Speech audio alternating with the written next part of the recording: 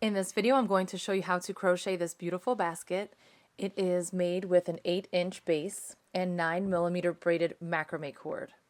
So this is going to be sold on my website, handyknots.com, as a nesting basket set. You will get one full roll of the 9mm braided, a crochet hook, and two bases, the 8-inch and the 6-inch. And the 6-inch fits perfectly inside of the 8-inch. This tutorial is just going to be for the 8-inch, and then I will tell you how many rounds I did for the 6 so that it fits just like this. I will be making my basket using the color jeans. If you want additional 9mm braided macrame cord, you can get it from Mad for Macrame. So I am just going to pull out a generous amount and always start with the side that has the little knot. And the base is designed to only have to use one hook. So I will be using my 12mm hook for this entire basket. So I really like using the jumbo cord because it's super easy. It's very beginner friendly when you're crocheting. And I think it's great for beginners because it's easier to hold than using yarn. And this basket will work up pretty quickly because it is so thick. So you are going to just take the end with the tail and just place it over the base like this. Find a hole.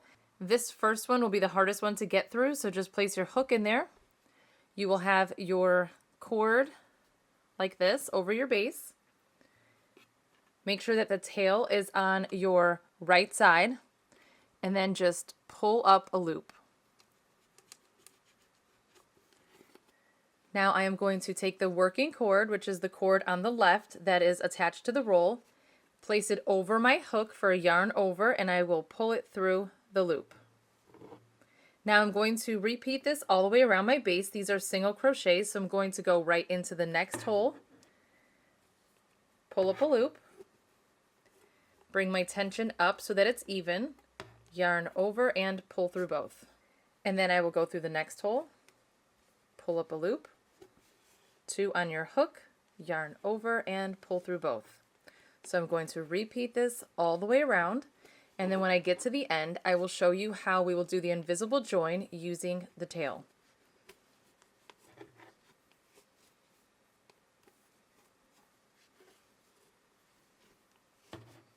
Okay, when you get to the last hole, you are going to go ahead and go through it like normal, pull up a loop. But instead of using the working cord, we're going to let it go and grab that tail we started with, place it over your hook, and pull it through both. And then just adjust all of the tension. Just pull this like that. And then to do the invisible join, we are going to place our hook underneath this first stitch right here, like this. Take the cord and pull it through. Then turn it over. And then these two loops right here, place your hook underneath them, like this.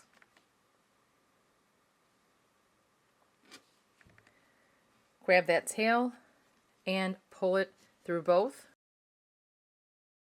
to bring it here. And then now I'm just going to adjust the tension so that it looks pretty even. That looks good like that.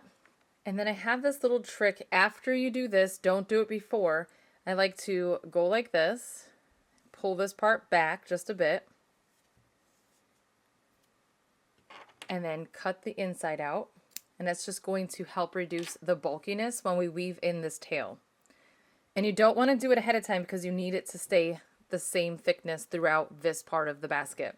So now I am going to place my hook underneath these two stitches where the tail is coming out of. So we have the front loop, the back loop, and then this extra little top loop here. So it's going to be the back loop and the extra loop on the inside of the basket. So I'm going to place my cord over my hook, turn my hook and pull up a loop. Make sure you bring your tension up, place the cord over, and then pull through. This will start the second round, and I only did 5 going up on the sides for my basket. So if you want to count the one around the base, I did a total of 6 rounds. So now I'm going to just pull this tail because I can see that it got a little bit bigger. So I'm just adjusting that tension there. Now I'm going to be placing my hook underneath those same two.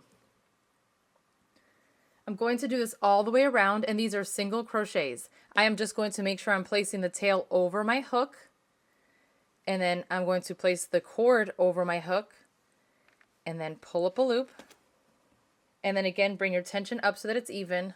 Place the cord over the hook, and then pull it through these two. So that is the first single crochet. If they twist, just straighten them back out. So I like to do the tail this way I weave it in as I go and I don't have to do it after. So now I'm going to go into the next spot, which is going to be these two right here. So I'm just going to place my hook underneath those. The tail is already there. Place the cord over the hook, pull up a loop, yarn over, pull through both. Go into the next space, pull up a loop, yarn over, pull through both. And then this one will be the final one, and then the tail will be hidden. So I'm going to continue this all the way around, again going underneath these two only, and doing single crochets until I get to the end, and then I will show you again how to do the invisible join. This is my final spot right here.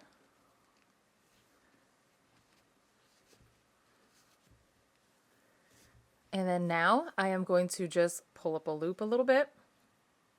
So as we close this round, we are done doing single crochets. We are going to do waistcoat stitches. Waistcoat stitches is basically the same thing, but instead of going underneath these stitches, we are going to be going straight through the V. It's very easy to do with this cord, and it's easier to see too. So all of the single crochets create these V's in the front, and then in the back or the inside we have this extra loop and then the two posts. So we are going to be pushing through the V and splitting the posts in the back. So for the invisible join, before I even bring this over for the invisible join, I just want to show you we're going right here with our hook. So once we pull this over, it's this spot here, and make sure that it goes in between the posts. So I'm going to place my hook under this first stitch here, just like that, and then bring this loop over, pull it through, and then again it's down and to the right or right underneath where we just crossed this over. So push through, lay your cord over your hook, pull a loop to the front. Now you will have one on the inside and one on the outside on your hook. Push the hook back through the original one, place the cord over your hook and pull it through both loops. And then this is the stitch for the next round. Now I will do the same waistcoat stitch all the way around for the next 4 rounds, and then I will be done with this basket. So it's really quick and easy. And again, this kit will have enough cord to make 2 full baskets, one with a 6-inch base and one with an 8-inch base, and then there will still be some cord left over. So this is all you have to do. Just go right into that V. Just make sure that you are splitting the posts. So it goes through the V, check the inside, and just pull up a loop, 2 in your hook, pull through both. Go through the V, pull up a loop, 2 on your hook, yarn over, pull through both.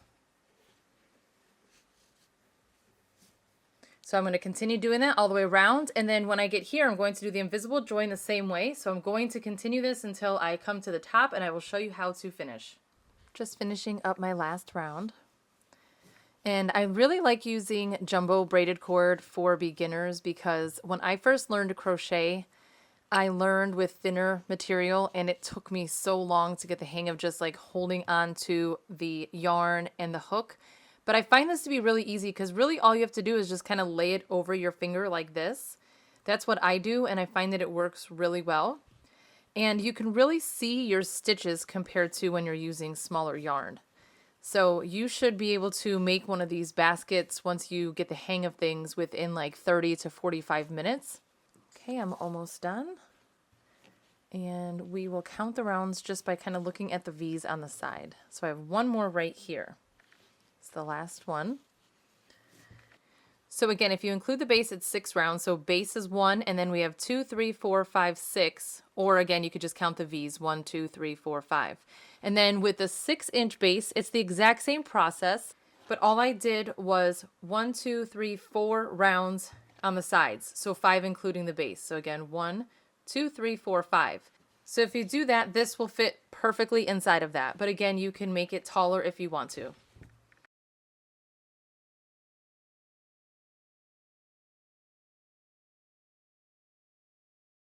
I'm going to go ahead and cut my cord. Make sure you leave yourself a tail. So mine is like more than a foot long. That should be perfect. You don't need it to be longer than that. So now at this point, I'm going to take my hook and pull, and then take it out, and then just take this cord and pull it all the way out. So to do the final invisible join, I am just going to place my hook underneath that first stitch and then pull the tail through. This is just like we did in the very beginning when we were closing the round around the base. Then it's going to go under these two. So I'm going to turn it around and go directly underneath these two with my hook. And then pull the tail to the inside of the basket. Then I am going to adjust this. So I'm tightening it up so that it looks the same as the rest, or as close as possible. Okay, I think that looks good. So I don't need my tail to be this long, so I'm going to go ahead and trim. And then the same thing, after you do this, go ahead and pull some of this inside out. And then now it's thick until about here. So it's going to make weaving my tail in so much easier. So I'm just going to grab a smaller hook, doesn't matter which hook you use, and I am just going to slide it underneath a few of these posts here, making sure that it reaches where the tail is coming out of. And then if you just take the end and kind of place it underneath your hook, it's really easy to just pull it under. Okay, now I'm going to do that again under the next set of stitches.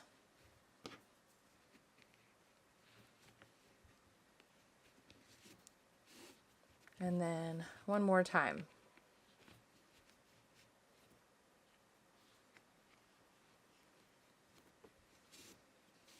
And then just take your scissors and very carefully trim off the excess. And that is it. It's such a beautiful basket. I really love it. It works up really quick. It's very beginner friendly. It ends up being about 10 inches across the top once you start to use it. Again, the base is 8 inches. I hope that you enjoyed this video. If you did, please give it a thumbs up. Thank you so much for watching.